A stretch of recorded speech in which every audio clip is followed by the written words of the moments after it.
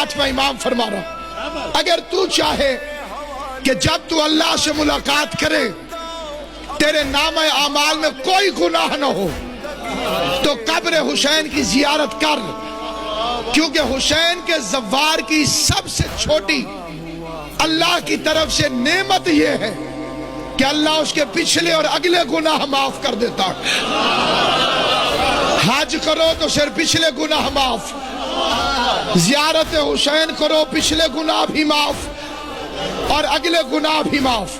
امام پنجم نے فرمایا اگر لوگوں کو معلوم ہو جائے کہ زیارت حسین کا ثواب کتنا ہے تو وہ شوق زیارت سے مر جائیں۔ اور آٹھویں امام نے فرمایا کہ اے ابن شبیب، خدا جب کسی کو اپنا دوست بنانا چاہتا ہے تو اس کے دل میں قبر حسین کی زیارت کا شوق ڈال دیتا ہے۔